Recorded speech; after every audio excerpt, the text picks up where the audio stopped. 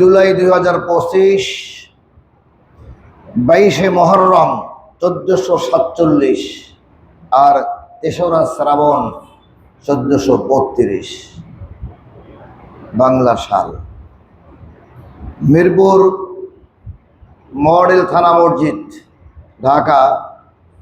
জুমার সালাতে আজকের মহররম মাসের তৃতীয় খুতবায়, তৃতীয় জুমায় আল্লাহ তাআলা আমাদেরকে সুস্থ রেখে এক বিশ্বজাহানের মুসলিম অধ্যুষিত এলাকায় মানবের মধ্যে জিহাদি প্রেরণা চেতনা, ইমাম হোসাইনের শাহাদাত, দিন বিজয়ের লক্ষ্যে মুসলমানদের দৃঢ় প্রতিজ্ঞ, অন্যায়ের বিরুদ্ধে মানুষ যে নতজানু না হয়ে অকাতর জীবন দিতে পারে একমাত্র হক, ন্যায়, সত্য আল্লাহ তার জন্য।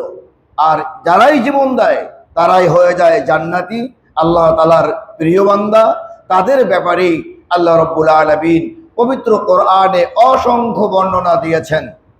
তোমাদের মধ্যে দুটি দল থাকবে, একটা হকের পথে আর একটা বাতিলের পক্ষে, একটা ন্যায়ের পক্ষে আর একটা অন্যায়ের পক্ষে, একটা সত্যের পক্ষে আর একটা অসত্যের পক্ষে, একটা জালিমের পক্ষে আর একটা মাজলুমের পক্ষে।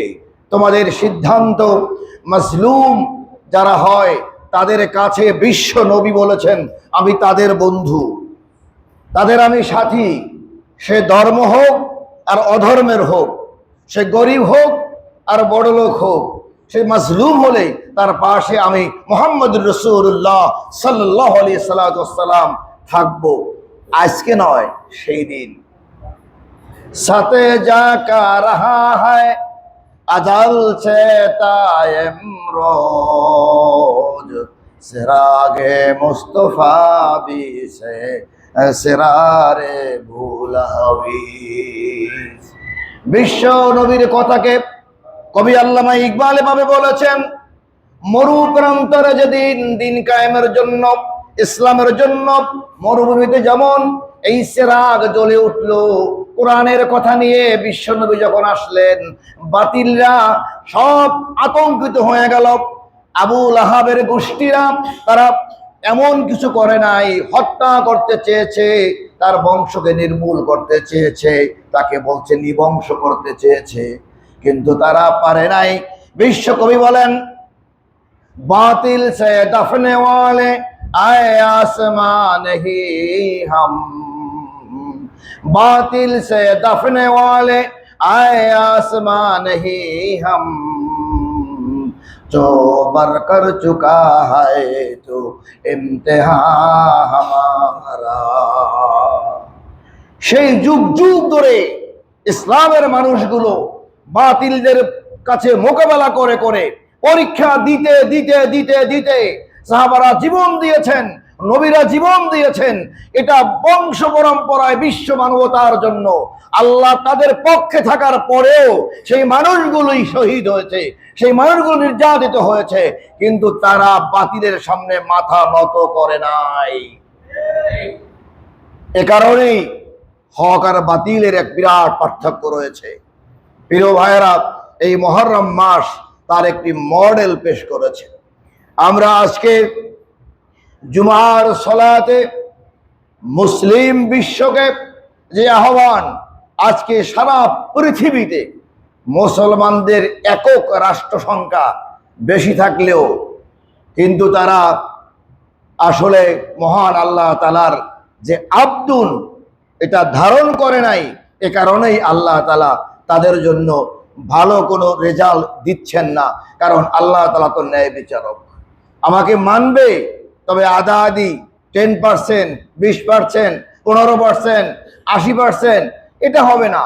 আল্লাহ তাআলাকে মানতে হবে কত পার্সেন্ট? 100-তে 100। আল্লাহকে মানতে হবে 100-তে 100। প্রিয় ভাইয়েরা, এটা যদি না পারি, আসুন আজকের আলোচনায় এই বিষয়টাকে তুলে ধরি। মা মিন আবদিন ইয়াশহাদু আল্লা ইলাহা ইল্লাল্লাহু ওয়া আন্না মুহাম্মাদান আবদুহু ওয়া রাসূলুহু হাররামাহু আল্লাহু আলান নার, হারামাহুল্লাহু আলান নার। অর্থটা হলো যে কোন বান্দা যদি এই সাক্ষ্য প্রদান করে, মা মিন আবদিন ইয়াশহাদু আল্লা ইলাহা ইল্লাল্লাহ, এই সাক্ষ্য দান করে যে আল্লাহ ছাড়া কোনো মাবুদ নাই, কোনো ইলাহা নাই, কোনো পূজনীয় নাই, কোনো বিধানদাতা নাই, এটা মেনে নেয়।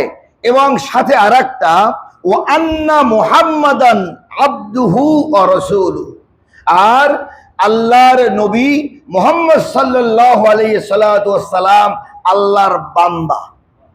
বলছে দেখেন, আবদুহু ওয়া রাসূলুহু, আল্লাহর বান্দা ও তার রসুল। এখন কি হবে? এই দুইটা জিনিস মানলে কি হবে? এই হাদিসের শেষ অংশে তাই বলে দিয়েছে, হারামাহুল্লাহু আলান নার, তাদের উপরে জাহান্নামের আগুনকে আল্লাহ হারাম করে দিবেন। একটু জোরে বলেন না সুবহানাল্লাহ।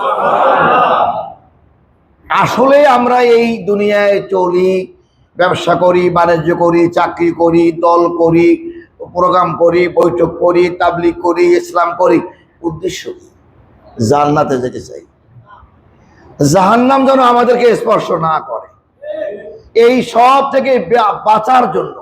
আর যারা বোকা তারা দুনিয়ার জন্যই করেই ক্ষান্ত থাকে, যে দুনিয়ায় ভাই আখিরাত রাখো, দুনিয়া কিছু খাইটাই ফুর্তি করে নেই। এটা বোকাদের কথা। আসলে জ্ঞানী মানুষের চিন্তা হলো যে আমি এখানে থাকবো না, আমার দাদাও ছিল না, আমার দাদার দাদাও নাই, আর আগেরটা তো নামই মনে নাই, যে দাদার বাপের নাম যে কি কিছুই জানি না।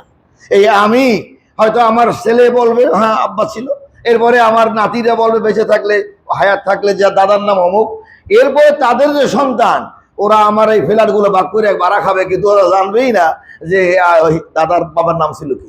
ঠিক না বলেন? তাহলে আমি কার জন্য করছি?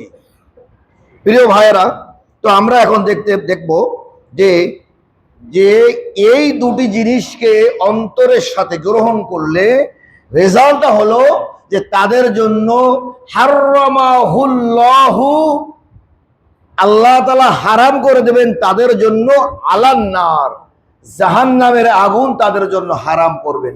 এইটাই তো চাই।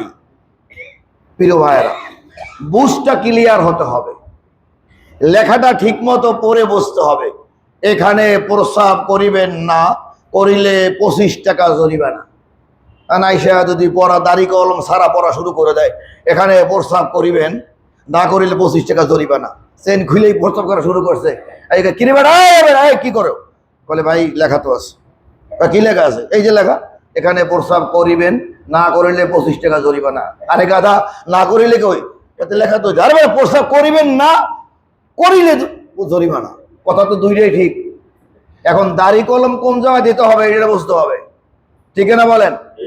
এই বুঝের কারণে হয় দ্বন্দ্ব, এই বুঝটার অভাবের কারণে মারামারি, হানাহানি আর রক্তক্ষয়ী সংঘর্ষ। এই মসজিদ গুলো এজন্য তৈরি হয়েছে, এই সংঘর্ষে হবে না, সংঘর্ষে যাবে না, মানুষ সব ভাই ভাই হয়ে যাবে। কেন ভাই ভাই হবে? তারা ওই কথাগুলো যদি এক থাকে, যে আল্লাহ আমাদের মালিক আর আমরা তার বান্দা বা গোলাম, আর মুহাম্মদ সাল্লাল্লাহু আলাইহি সাল্লাম আল্লাহর রসুল। আসুন, আব্দুন, যেমন আব্দুল শব্দ আপনারা জানেন, আমাদের দেশে একটু মস্কারি করে একটু বোকাশোকা লোকেরা কয় যে আব্দুল, মাঝে মাঝে কিন্তু কয়, তাই না? এরকম বলে, কিন্তু এটা কিন্তু অনেক সুন্দর নাম। আর আরবি দিক থেকে আব্দুল অর্থ হলো দাস, কৃতদাস বা বান্দা। এটা ফার্সি শব্দ হলো বান্দা বলা হয়। আমাদের দেশের ভাষায় অনেকগুলো ভাষা, অনেকগুলো কথা বাংলা ভাষা হয়ে গেছে। শেয়ার, শেয়ার কি বাংলা? বাংলা না, এটা কি?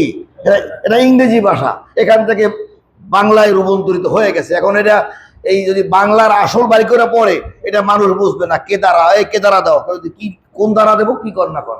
ধারা তো দেখছি সংবিধানে 360টা, আপনার কোন দ্বারা আবার কে দ্বারা মানি? বলে কে দ্বারা মানি চেয়ার। তো ভাই সোজা কথা কর।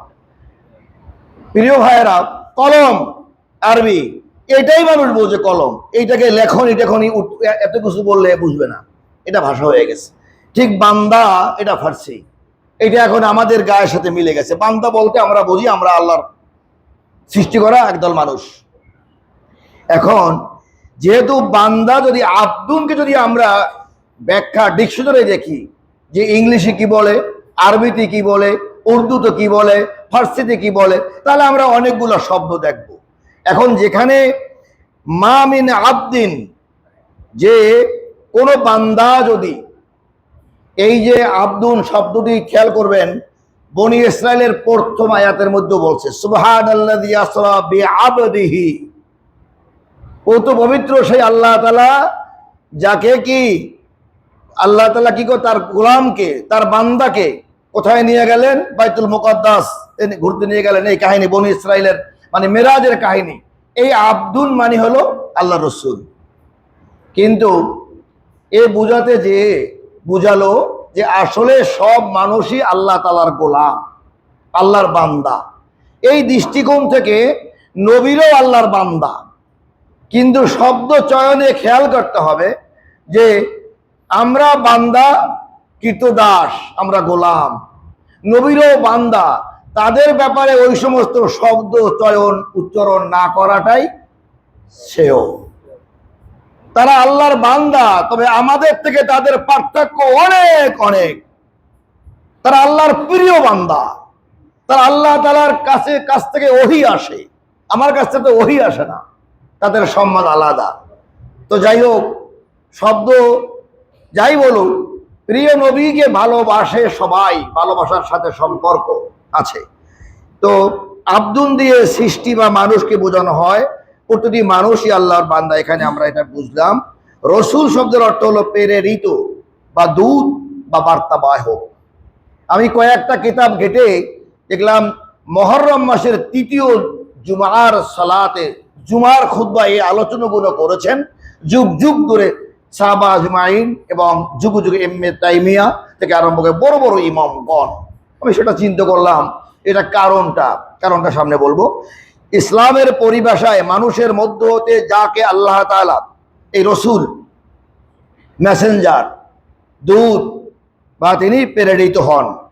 আমরা রসুল নই, আমরা বান্দার দিক দিয়ে আমরা ঠিক আছি, কিন্তু আমরা কেউ রসুল না। রসুল কাকে বলে? তাহলে এখানে বান্দা আর রসুল, বান্দা কমন হিসাবে নবীরও বান্দাদের মধ্যেই আব্দুহু ওয়া রাসূলু, তার বান্দা গোলাম, আবার তিনি আল্লাহর রসুল। আমরা শুধু বান্দা গোলাম। এখন রসুল কারা? মানুষের মধ্য থেকে আল্লাহ তাআলা যাদেরকে মনোনীত করে নির্বাচিত করে তাদের কাছে মহান আল্লাহ তাআলার নিজস্ব চিন্তা চেতনার বক্তব্য, সমাজ গঠন, রাষ্ট্র গঠন, দেশ পরিচালনা এবং মানুষের কল্যাণ, এ দুনিয়ায় থাকবে না, চলে যাবে আবার পরকালে বিশাল জান্নাতে, এই মেসেজগুলো যাদের মাধ্যমে দেন সেই লোকদেরকে বলা হয় রসুল। প্রিয় ভাইয়েরা, তো আল্লাহ রসুলকে এভাবেই আল্লাহ তাআলা ঘোষণা করে প্রেরণ করেছেন।